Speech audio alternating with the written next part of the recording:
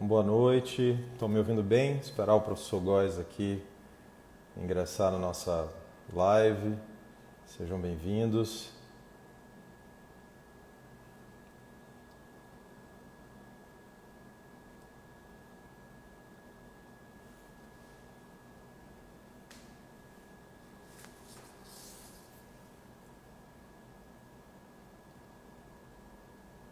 Tudo bem, pessoal? Esperando o professor Góes ingressar aí na nossa live. Só mais um minutinho, já falei com ele. Estão me ouvindo bem?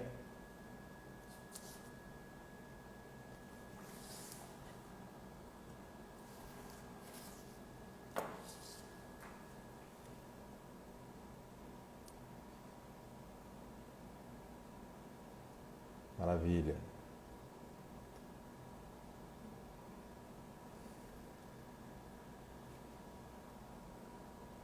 Deixa eu ver se o Góesinho entra aqui.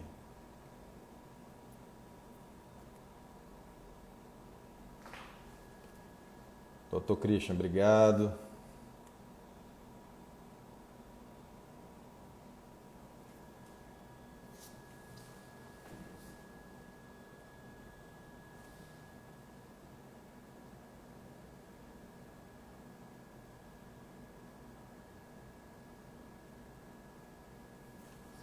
Professor Marcos Brito, tudo bem? Esperando o querido Góes ingressar aí na nossa live. Mandar uma solicitação aqui para ele.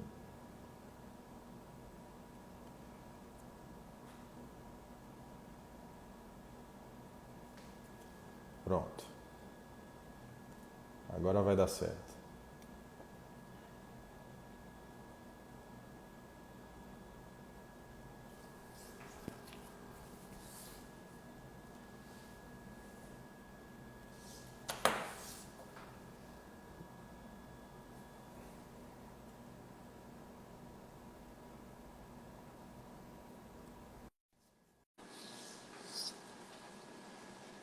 O professor Góes já enviou a solicitação. E agora a gente vai começar. Querido, tudo bom? Professor Góes, Estou todo grande. enrolado ainda aqui com essa coisa das lives, de como colocar o celular e tal. Mas, Mas um prazerzão, viu, Hugo? Obrigado pelo convite, obrigado por você e pela sua equipe por esse convite. Góes, Tô, a satisfação é nossa, assim, a nossa amizade, a minha admiração pelo seu trabalho na advocacia, na vida acadêmica, é uma coisa que eu manifesto sempre aos alunos, aos amigos, nunca aos cansa de colegas da manifestar advocacia. isso, Você, de querido. fato, é a minha referência na advocacia e no Muito magistério. obrigado. Estou E muito honrado. em nome do INASP, eu agradeço o pronto atendimento. Eu sei que nesse cenário de emergência de saúde nacional, você está diretamente dedicado aí às aulas em É, de EAD, fato. no ensino à distância, mas obrigado por conseguir esse espaço de tempo para a gente, para poder falar das teses relevantes aí para a advocacia. Suponho que muitos advogados irão participar Já olhei aí, doutor Hugo Salai, acabou de entrar. Já da pensou que nossa a gente live. falar com o doutor Hugo Salai escutando? Minha vontade é de sair correndo, viu? Impõe Mas, muita responsabilidade, de fato. é assim, Então, é. então, Goizinho, em nome do Instituto, do INASP, eu te agradeço imensamente. E se você. Hoje eu sou só mediador aqui. Se você estiver pronto, a gente pode começar. Você que vai me dizer. Tá bom, vamos lá. Para começar a falar do Instituto, né, que eu fiquei muito feliz quando soube que o Instituto tinha sido criado. Olha aí, ó, o Hugo dizendo que vem aprender. Fiquei muito feliz quando soube que o Instituto tinha sido criado. Eu, Hugo, também me sinto assim meio que responsável por tudo isso. Você falou que me tem como referência, porque eu acho que o Instituto e tudo mais, essa sua fantástica carreira acadêmica, tudo isso começou lá no nosso Tribuna Jurídica, né? Que é até interessante que que começamos lá juntos, eu, você, o Wagner, e o Wagner também faz parte desse projeto, parece que do Instituto, não é? Sim, sim. Então, a gente na verdade, está apenas dando continuidade a trabalhos que a gente já desenvolve há muito, muito tempo mesmo. Então, eu fico muito feliz e exatamente por isso eu me senti assim, realmente emocionado com esse seu convite e estar com você já é uma coisa muito boa. Qual é a ideia que eu tive? Apesar de eu ter mandado para ti hoje pela manhã, Sim. um rol de temas para a gente tratar, né? Isso. Mas o que que eu estava Eu pensando? quero pegar esse teu rol e a gente bater um papo tranquilamente sobre as Exatamente, temáticas. que a gente fizesse uma coisa mais Ape- descontraída, mais Isso. como um bate-papo. Talvez até no outro momento, eu já estou me convidando aqui de novo. Se algum desses temas, Hugo, ele tiver um interesse especial, aí a gente voltaria para falar só sobre este tema. Mas aí Maravilha. nesse a gente Perfeito. ficaria, né, fazer um Perfeito. bate-papo. Goizinho, então eu vou começar aqui com uma provocação. Pois não, fica à vontade. Como mencionado, acredito que vários colegas advogados têm interesse nesse momento Eu estou vendo aqui muitos colegas. e você como um advogado experiente, atuante, nós queremos ouvi-lo sobre algumas reflexões sobre algumas temáticas e eu começo pela uma teoria interessante da aplicação do fato do príncipe nas rescisões, no ambiente de trabalho, nas rescisões trabalhistas. Nós sabemos que o fato do príncipe é ordinariamente utilizado num cenário do direito administrativo, inclusive uma das hipóteses de aplicação aos contratos administrativos, né, de aplicação da teoria da imprevisão, e é bastante questionável a utilização dessa teoria no ambiente do direito do trabalho, ou seja, na norma de direito trabalhista. Então, quero começar falando sobre essa aplicação polêmica, sobre a sua perspectiva de aplicação dessa teoria, do fato do príncipe no ambiente do direito do trabalho, ou seja, na aplicação das rescisões trabalhistas. Vamos lá. Primeiro que eu acho que nem eu, nem ninguém hoje, Hugo, vai dar uma resposta definitiva a respeito dessa questão. Eu tenho uma opinião muito pessoal, que eu já manifestei num trabalho que publiquei a respeito, que diz que é no sentido de que é viável essa aplicação. E eu vou dizer para você assim, os vários motivos contra e a favor dessa aplicação, e eu acho que a gente consegue até talvez construir um raciocínio melhor se a gente fizer isso de maneira colaborativa. A primeira questão é que não é totalmente sem fundamento, tá? Que se venha falar na aplicação do fato do príncipe em matéria trabalhista. A gente tem uma legislação, é uma legislação antiga, né, que é o 486 lá da CLT. Muitas pessoas falam assim, ele foi um artigo que foi criado num outro momento, é um artigo que tem quase 70 anos, parece que ele é de 1951, que foi feito, então ele está fora do nosso contexto. Há quem diga que não foi recepcionado pela Constituição, a tese com a qual tese que eu refuto completamente. Para mim não há razão nenhuma para esse artigo não ter sido recepcionado como foram os outros. E por que eu digo que eu acho que é viável essa aplicação? Primeiro porque eu acho que todos estes argumentos de que o artigo não teria sido recepcionado, que ele teria sido criado num outro contexto, são argumentos que eles poderiam ser formulados em relação a quase toda a CLT. Tá? Então, se a gente não faz em relação aos demais artigos, a gente também não poderia fazer em relação a isso. Outro que se fala é que, não, esse artigo foi pensado em situações muito precisas, como, por exemplo, quando houvesse a necessidade de desocupação do imóvel comercial para efeito aí de uma desapropriação pelo poder público e tal. Bem, a gente não tem pandemias todos os dias, né? E muito menos pandemias com esta abrangência como a gente está tendo. Então, realmente, o fato de não ser corriqueira a utilização deste artigo com pandemias não é nenhuma novidade, nem me parece que é um bom motivo para a gente dizer assim, não vamos, vendo o meu amigo Haroldo aí, entrando no abraço, não tem esse problema com as lives, eu não estou acostumado. A minha vontade é abraçar e beijar todo mundo que entra na live, até porque a gente fica carente aqui na quarentena, né? E aí olha um amigo entrar à vontade, vamos lá, vamos abraçar, vamos beijar, mas aí a gente não fala, não é isso? Então, a minha é pela viabilidade. Eu refuto todas essas ideias. É antigo. Gente, a nossa CLT quase toda ela é antiga. Nós temos alunos do curso de Direito também na nossa live. Se tu puder sintetizar para explicar para eles qual a ideia da... Você é didático, então, agora, sim, não é isso? Tá? Sim. Então, pronto. Então, a gente tem essa previsão.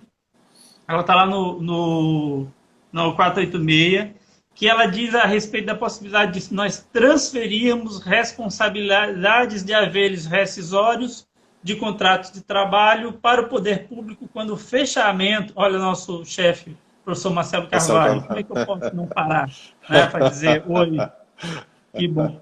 De fazer a transferência desses haveres para o poder público quando o fechamento da empresa, a interrupção aí da sua atividade ou a suspensão, é bom dizer isso, não é necessário que a empresa feche completamente, ela feche as suas portas, a simples suspensão já ensejaria isso, né, levar que essa empresa tenha que demitir um funcionário. Então, o primeiro caractere que me parece aí que é bem marcante é aquela rescisão tem que ser ocasionada por essa interrupção. Então, não pode ser uma questão anterior, a pessoa não pode se aproveitar disso. Tem que haver esse nexo de causalidade entre a determinação do poder público e a rescisão. E aí eu já enfrentei aqueles primeiros argumentos. O artigo é antigo, ele não foi pensado nisso. Bem, a CLT toda é anterior à Constituição. Uma das questões nossas é essa, né? A legislação infraconstitucional ela não se atualizou junto com a Constituição. Segundo, a gente não tem pandemia todo dia, então é comum que isso seja um fato novo. E aí se fala assim, porque o Estado, ele na verdade, ele foi obrigado a determinar esta suspensão. Realmente, esse aí é um bom argumento. A gente não tem aí uma disposição de vontade do Estado, ele foi obrigado por uma questão de saúde pública, de emergência. Mas eu também não vejo, nem na doutrina trabalhista, e você inaugurou muito bem a questão, colocando que a tradição do fato do príncipe, ela vem do direito administrativo, que a gente também subordine aí essa existência do fato do príncipe a uma questão de vontade do Estado. Tá? Muitas vezes o Estado ele é obrigado a fazer uma obra pública, ele é obrigado a desapropriar também, e isso não vem afastar aí o fato do príncipe. Então, essa é uma posição muito pessoal minha, mas já fazendo aí uma análise assim, mais dialética, nós temos um trabalho que nós estamos publicando naquela nossa série de estudos que fizemos sobre a Covid, que é somente a respeito do fato do príncipe e da aplicação dele à rescisão. E uma preocupação que a gente teve lá nesse trabalho foi colocar os dois lados. Colocamos pessoas que eram a favor e pessoas que eram contra. Sob um ponto de vista, assim, para terminar a questão, eu quero, sendo também didático, dizer uma primeira coisa, que o Estado não arcaria com tudo, tá? Porque todo mundo pensa assim, vai fazer a rescisão e entregar aí para o Estado. Não, o Estado não arca com tudo. A própria letra lá da CLT fala que ele arca com as verbas rescisórias. Então, aquelas verbas que não forem tipicamente rescisórias, salários não pagos, férias vencidas, tudo isso é arcado pelo meu amigo André Meirelles. É arcado pelo empregador. Ficando o Estado aí, há uma discussão com a multa sobre a FGTS.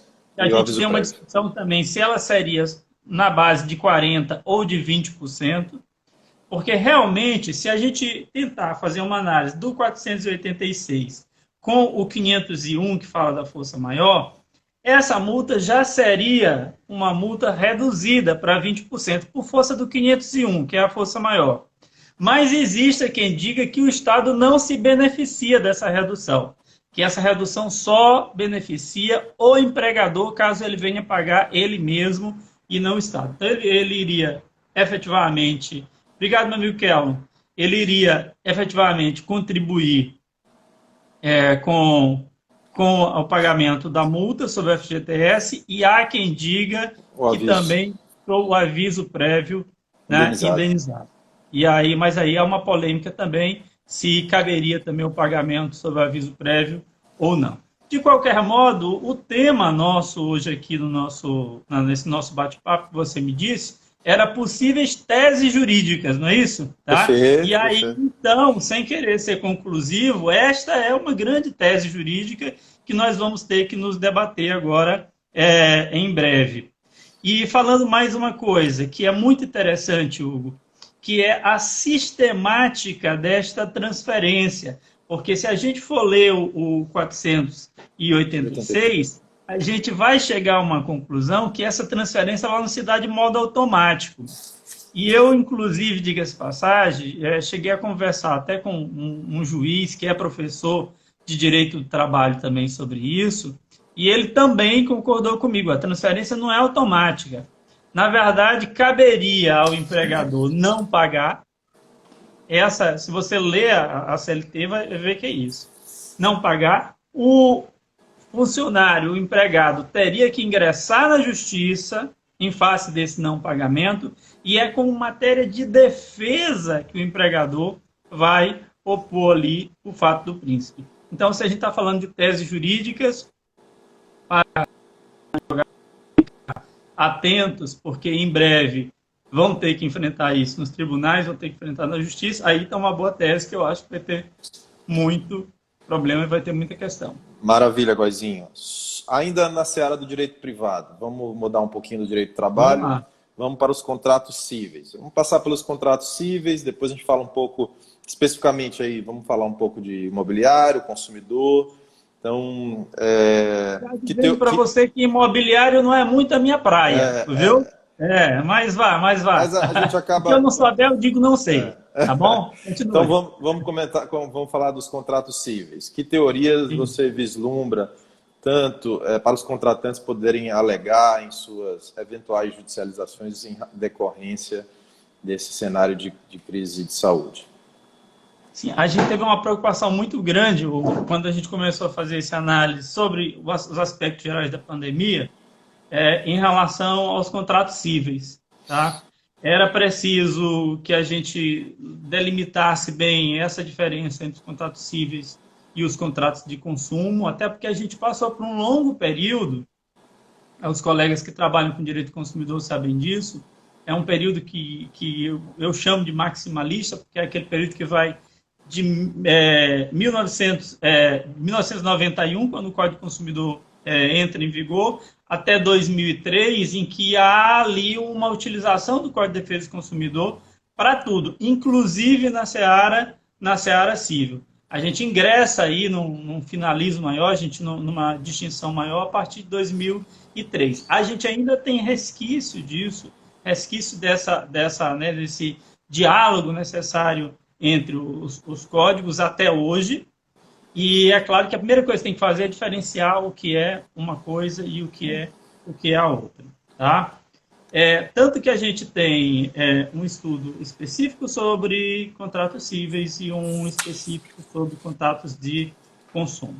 Primeira coisa que a gente tem que desmistificar é aquela ideia de que nos contratos cíveis não existe a possibilidade de se flexibilizar numa situação excepcional como a nossa. Né? Isso aí tem que se desmistificar. Não, a flexibilização só existe no direito do consumidor. Não. No direito civil, a gente tem mais requisitos, tá? O que é bem diferente. E um dos requisitos que muito se fala é a famosa teoria da imprevisão, né, ou da imprevisibilidade, que é aquela necessidade de que se condicione a alteração da condição acordada ao fato dela não ter sido prevista. Já que você me chamou a atenção de que nós também temos muitos colegas e amigos nossos estudantes de direito aqui nessa live, e que eu tinha que ser didático, eu vou falar um pouco sobre o que seria isso na prática, né? Então, vamos supor que eu tivesse feito um contrato com você e esse contrato é um contrato B2B, um contrato business to business, então, de uma empresa para outra, onde nenhum de nós dois figurássemos como destinatários finais. Bem, em relação a essa questão, há fora casos muito específicos em que a gente tem visto a aplicação aí de um finalismo mitigado ou aprofundado. Afora esses casos, a gente sabe que esse nosso contrato ele é válido, a disposição de vontade ela é válida, tá? A não ser, né, que exista um fator superveniente, oneroso, desproporcional e imprevisto. Então, vamos supor que você, tão cauteloso como é, você tenha colocado lá no seu contrato uma cláusula onde preveja exatamente a hipótese de uma pandemia. Olha, estou prevendo aqui que se houver uma pandemia, a gente está com essa questão agora em alguns contratos de seguro. Né? Muitos contratos de seguro trazem cláusula de pandemia, tá certo? Cláusula de pandemia.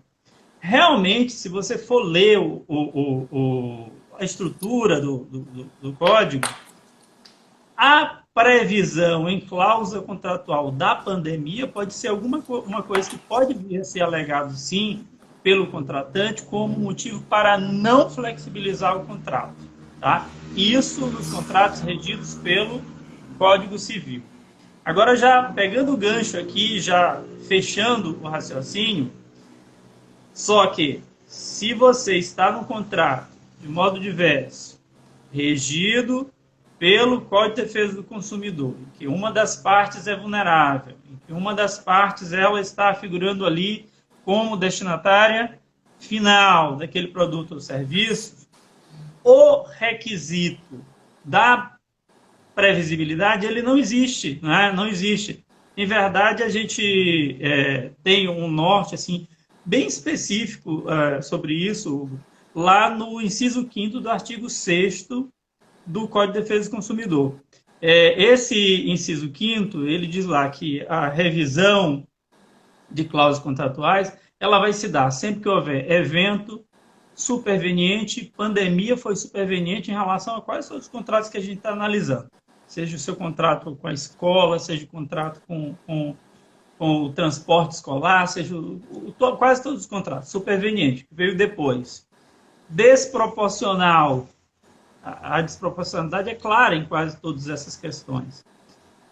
Onerosidade. O excesso de onerosidade também é claro. Então, se há isso, já há motivo para a gente, inclusive, vir a questionar aí uma cláusula contratual ou flexibilizar. E não se fala em previsão. Tá? Não se fala em previsão. Então, o fato de ter sido previsto ou não, ele é absolutamente irrelevante para esse tipo de os contratos de consumo.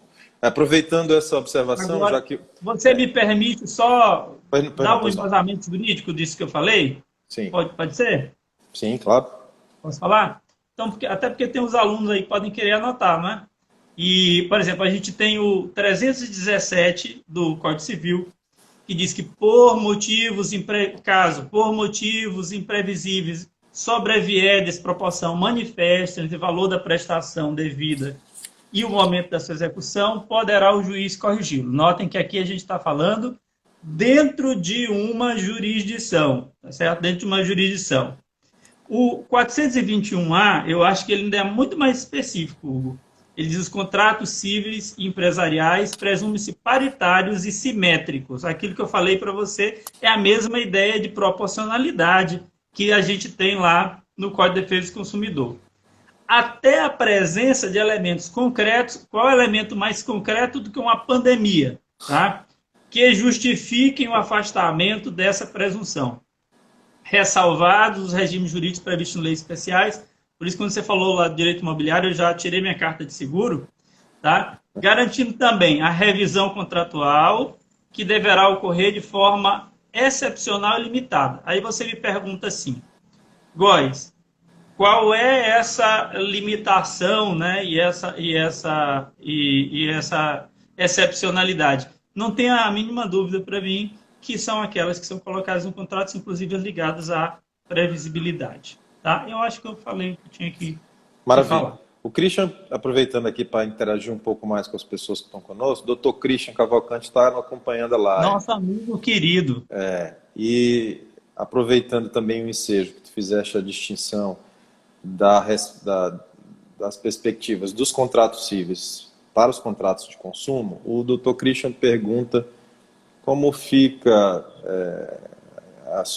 como é a sua reflexão sobre a aplicação aí nos contratos firmados com escolas, né? Aqui, com escolas. Ou seja, esse contrato para os alunos é um contrato de consumo, Góis? Sim, estão perfeitamente definidos o perfil de consumidor e fornecedor, então aplica-se a eles o Código de Defesa do Consumidor, e que teoria nós vamos possivelmente alegar em o pai que eventualmente se sentir lesado aí, ou a escola que queira se argumentar a seu favor? Primeiro que eu não combinei essa questão com essa pergunta com o Cristian. Podia ter combinado essa pergunta com o Cristian. Primeiro mandando um abraço para ele, né? Amigo, querido. Podia ter combinado. Inclusive, mas uma observação, Góis. Christian tem um filho de um talento músico como nós. Talento não, eu sou o maior fã. E já escuto tudo e tal, já sou fã mesmo, de carteirinha. E aí eu não combinei com ele, mas podia ter combinado, porque ontem eu participei de um painel no canal Mais Direito, que aliás eu até indico para vocês, um canal de YouTube do meu amigo Franco Madiero, e a temática lá foi exatamente essa temática que o Christian colocou. E primeiro, nós éramos 4 colegas, cada um de um estado diferente, só também tirando um pouco aqui a minha carta de seguro, cada um de um estado diferente, e não chegamos a uma conclusão, para você ver como a questão é complicada. Inclusive, uma das colegas, que era a professora Hariusha Augusto, é superintendente do PROCON em Minas Gerais, tá? Só para você ter uma ideia. Então, tudo isso que eu vou colocar aqui são ideias, tá? Mas são ideias que efetivamente elas estão passíveis aí de interpretações melhores do que a minha. Primeiro que nós temos uma medida provisória que trata a respeito disso. É a medida provisória 934, que trata sobre como fica a situação do ensino dentro da pandemia. Ela é 1º de abril, essa medida provisória. Aí a gente tem que fazer uma distinção, quando a gente fala genericamente de escolas, porque a gente tem desde escola que faz berçário maternal até escola que faz ensino superior. Tudo isso está aí nessa categoria imensa de escolas. E não dá para a gente tratar de maneira igual todos esses níveis, tá bom? Então, vou começar pela resposta objetiva que você me perguntou. É relação de consumo? Claro que é relação de consumo. Não se tem dúvida disso. Se nós nos aprofundarmos essa relação de consumo, qual é o período dela? Porque tem discussões aí, se a gente está diante de um contrato anual, se é um contrato semestral, se é um contrato mensal. Tem pessoas, inclusive, que possuem relações com escolas, creche, essa escola que você leva a criancinha pequenininha, que ele faz todo mês o contrato. Tá? Faz todo mês o contrato. Então, já é uma situação um pouco complexa. Mas eu vou tentar, em linhas muito gerais, passando por cima desses detalhes, falar o que foi discutido lá ontem e qual é a minha ideia. Primeiro, de maneira muito geral, aquelas condições rígidas dos contratos escolares que estão fixadas em lei especial, que é a nossa Lei Geral de Diretrizes e Bases da Educação, elas foram flexibilizadas, inclusive em relação às cargas horárias obrigatórias a serem cumpridas. Mas os contratos educacionais, eles continuam vigentes pelos períodos especificados. Podem ser de 1 ano, 6 meses ou, como eu falei, excepcionalmente até mensalmente. Tá? E aí, se a gente tem uma escola que está com ensino médio ou ensino fundamental ou ensino superior, e essa escola puder dar aos seus alunos a alternativa de uma plataforma, de um ensino telepresencial ou EAD, existe uma nota técnica da Senacom, é a nota técnica 14/2020, para quem quiser aí anotar, que diz que nestes casos em que for substituído o ensino presencial pelo telepresencial ou pelo EAD, deverá o contrato ser mantido na sua integralidade. Inclusive, a nota técnica, num ponto que eu acho bem polêmico, ela diz que não cabe nem abatimento, não cabe nem desconto. Porque, segundo ela...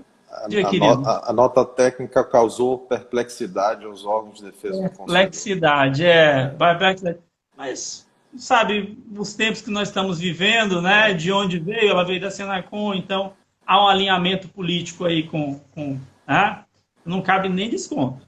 E aí, por quê? Porque, segundo a nota técnica, essas escolas vão ter que investir em tecnologia e tal. Depois eu vou fazer um parênteses sobre isso aí. Caso não possa implementar esse sistema telepresencial de EAD, a gente teria uma outra situação, que seria antecipar férias, que não resolve muita coisa, porque você vai antecipar férias, você vai antecipar um mês, não é? No máximo um mês e pouco, e a gente não sabe quando é que a pandemia vai arrefecer para a gente poder voltar a coisa, ou postergar a prestação de serviço para um outro período, de modo que houvesse prestação de serviço. Então, essa postergação da prestação de serviço caberia aos berçários, caberia ao ensino maternal. As aulas telepresenciais se aplicariam aos níveis em que os estudantes já pudessem ter, de alguma forma, contato e domínio dessas plataformas e pudessem ter aula por essas plataformas alternativas. Mas aí eu vou só terminar. Isso desagradou todo mundo, você mesmo falou para mim. Tanto que nós já temos aqui no Maranhão um projeto de lei na Assembleia Legislativa, me parece que segunda-feira, inclusive, o presidente da Assembleia colocou em pauta esse projeto, tá? Com uma emenda, inclusive, do nosso querido Iglesio, que estende os efeitos do projeto às entidades de nível superior, onde se fala genericamente de um desconto de 30%.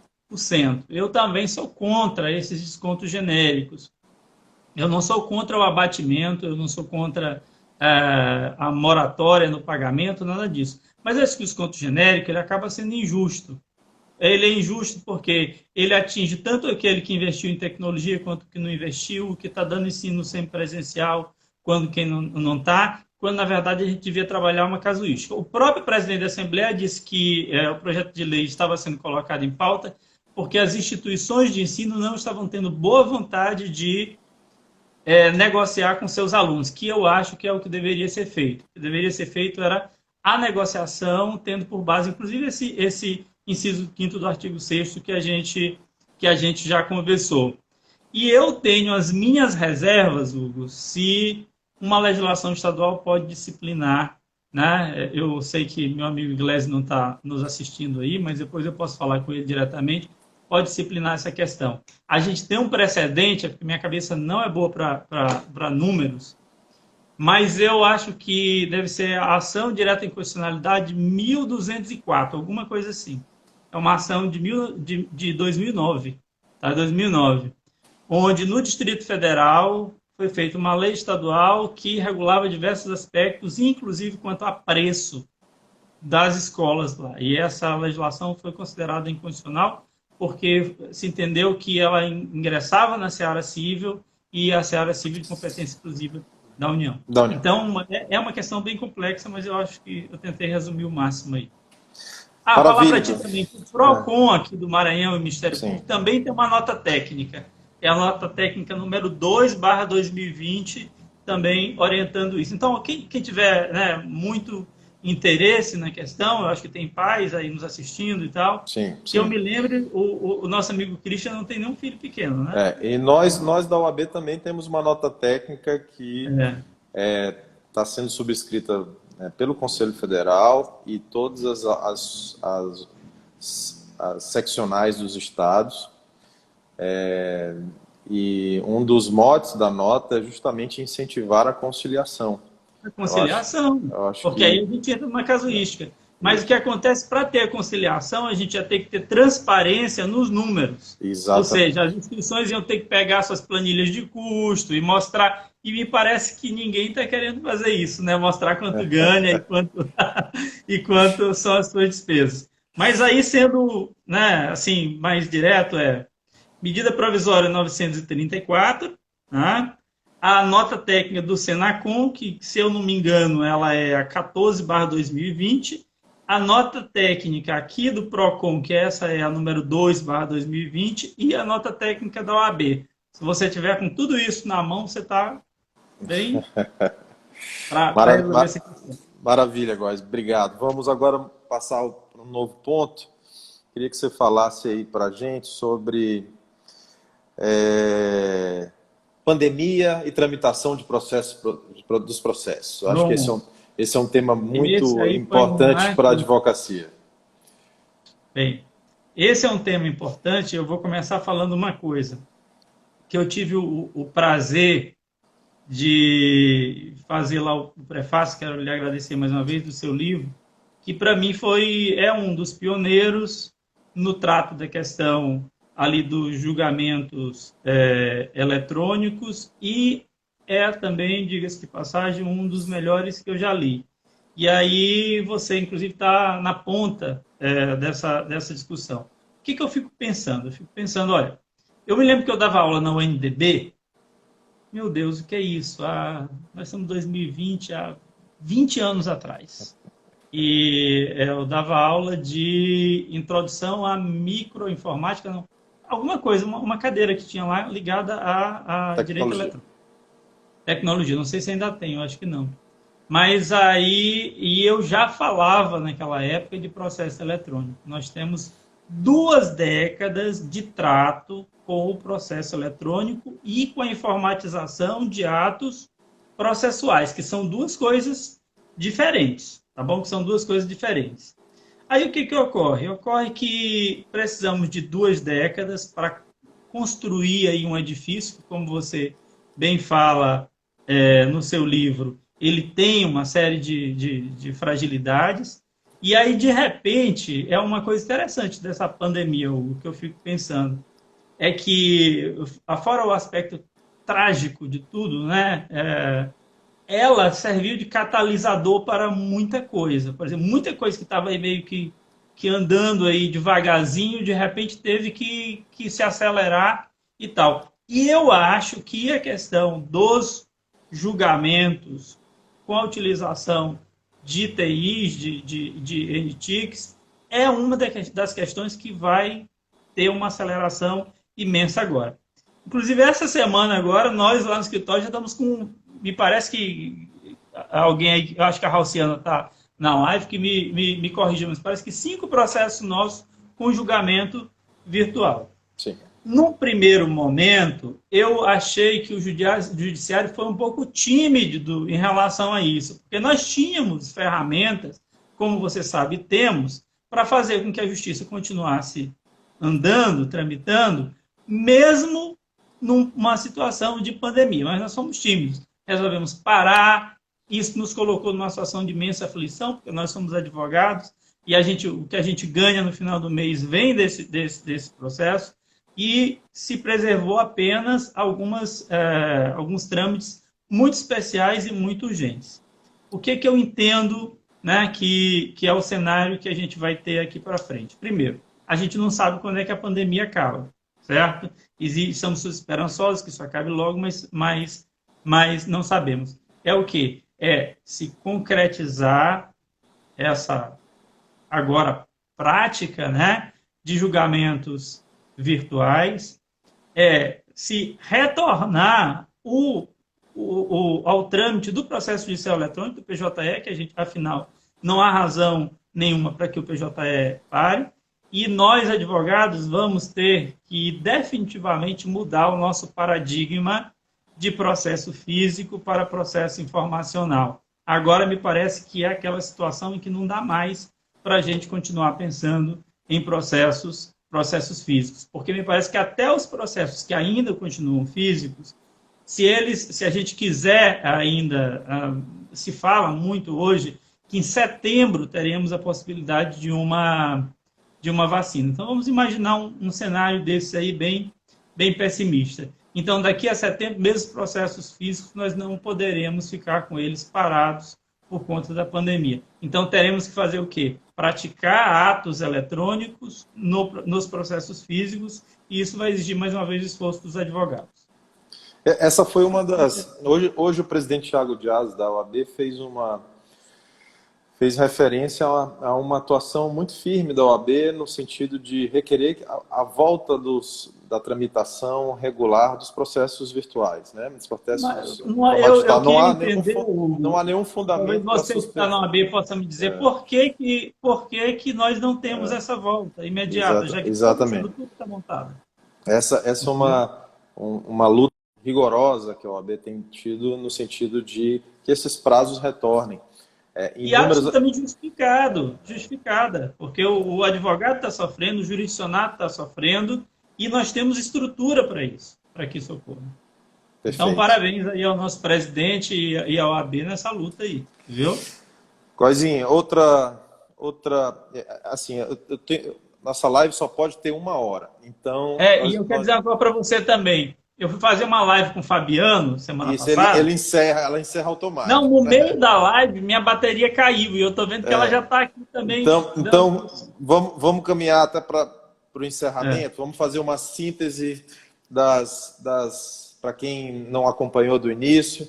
Vamos fazer uma síntese transitando pelos contratos trabalhistas, os contratos cíveis, os contratos de consumo e os aspectos processuais mais relevantes sobre a tua percepção neste momento de crise de saúde. Eu posso, para ser mais rápido, eu posso ler aquele roteiro que a gente fez? Pode, fica à vontade. Algumas coisas nós enfrentamos. A gente fala isso, né? Então, em termos de teses, eu acho que a gente vai ter muitas questões ligadas aos contratos ligados a transporte e turismo, tá certo?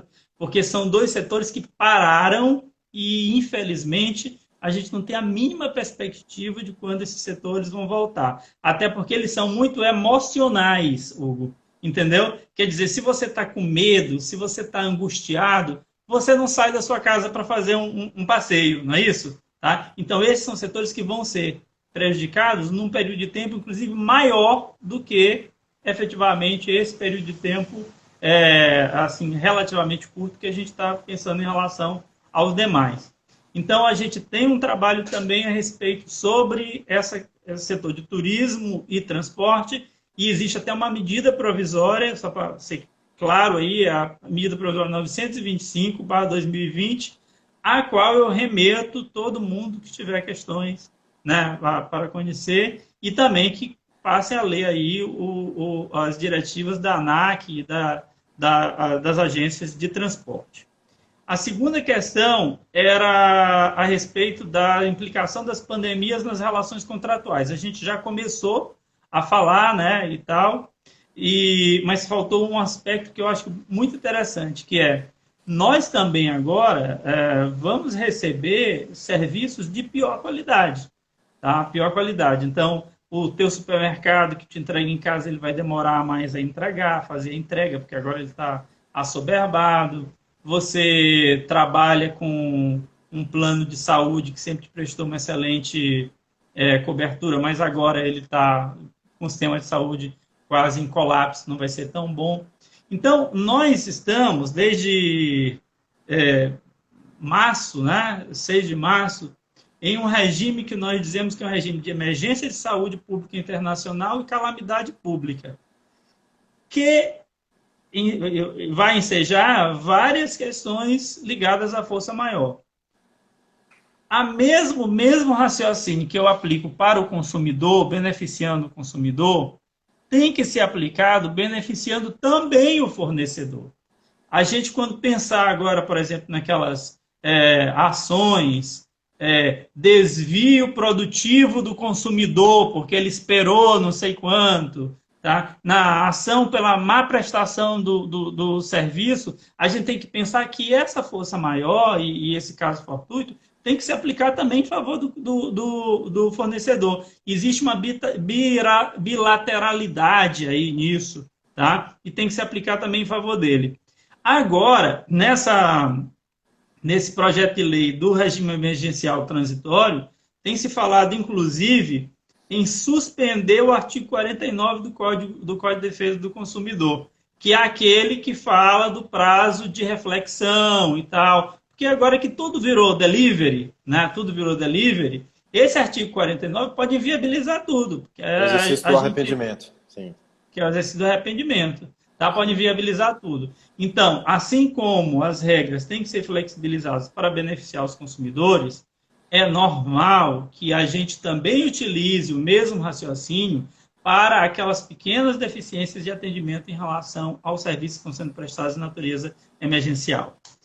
Aí a gente falou sobre relação de trabalho, tá? Nas relações de trabalho, talvez foi a matéria que foi mais regulada. Tem duas medidas provisórias, a 927 e a 936, muita coisa. Antecipação de férias individual, férias coletivas, antecipação de feriado, banco de horas em caráter especial, mudança em regras de segurança do trabalho, como, por exemplo, exames admissionais e demissionais, diferimento do recolhimento do FGTS, benefício emergencial e as que são mais comentadas, que é a possibilidade de suspensão do contrato de trabalho e redução de jornada. Então, ao nosso espectador aí que estiver interessado, eu remeto a essas duas medidas provisórias, a 927 e a 936, a respeito desse assunto. Já falamos sobre serviços educacionais. Isso, Goizinho, é isso. Para quem quer ter acesso ao teu material que você desenvolveu, a tese, como é que você está disponibilizando? Primeiro eu convido que visite lá nosso perfil, nosso modesto perfil lá no Instagram. A gente agora recentemente resolveu criar um perfil do escritório, que é o Escritório. Eu não sei se eu consigo escrever ele aqui. Não consigo. Ou consigo, gente. Rapaz, eu acho que eu consigo. Até consegue. Só estamos com o tempo apertado. Muita dificuldade, né? É Escritório _CGADV. Pronto, já vou mandar aqui. Escritório _CGADV. Pronto, doutora Ralciana, super, olha, já botou ali, doutora Ralciana já colocou. Que aí você visitando nosso perfil, você vai ter todo o acesso a todo o material. Ou no nosso site aí, que a Ralciana já colocou no chat. E aí coloque lá e você vai entrar e vai ter acesso a não só esse estudo, mas vários estudos que a gente fez sobre a situação do Covid. E aí eu quero registrar a doutora Ralciana, que está aqui, doutor Gessé, doutora Vanessa, vários colegas que nos ajudaram, doutor Figueiredo, doutor André Grolli, Eduardo Grolli, vários colegas que estão aí, alguns estão nos assistindo, que ajudaram também com sugestão, com trabalho mesmo e tal. Então é um trabalho coletivo, não só meu, doutora Vanessa Araújo, que deve estar nos assistindo, espero. Espero, deve estar nos assistindo, que também é uma das coordenadoras desse trabalho. Então não sou só eu, não. E está lá para todo mundo. Parabéns a todos os elaboradores, todos os envolvidos. Obrigado. Muito obrigado em nome do INASP. Aqui falo em nome de Marcelo Carvalho, de Heloísa, de Isabela Pisse, de Wagner Costa, Karine Sandes. Muito obrigado por aceitar o convite. Também pedir que você siga lá nossas publicações, acompanhe, comente. E, se tiver disponibilidade, já aproveitar em público, convidar para você ministrar pequenos minicursos sobre cada uma dessas... Sempre que for preciso, eu estarei preciso e possível, eu estarei presente. Sobre cada uma das suas teses, aquelas que você repensou, aquelas que você comprovou. Então, para a gente é sempre uma grande alegria contar com o seu apoio. Aline, obrigado, um beijo para você, ouviu? Tá bom, Goizinho? Muito obrigado. Aproveite aí, descanse. Rafa Costa, bando de gente maravilhosa aí. Um abraço a todo, grande gosto mais dessas lives para a gente olhar o pessoal, mandar beijo, abraço. A gente para ficar mandando abraço o tempo inteiro. Tá. Beijão então, obrigado. Viu? Rapidinho, só para avisar quem chegou no final, vai lá no nosso perfil do nosso canal no YouTube, tem já um canal do INASP, basta se inscrever, vai ficar Eu posso gravado. publicar o vídeo também nos meus? Pode, Pois pode. vamos ver se a gente consegue fazer isso, tá? Então, muito obrigado. Segue lá no YouTube e acompanha quem perdeu a aula e a live do professor Góes, que de fato, eu comentei antes, imperdível e de fato era mesmo. Muito obrigado, meu irmão. Um grande abraço. Beijão. Até Um logo. beijo. Tchau. Tchau.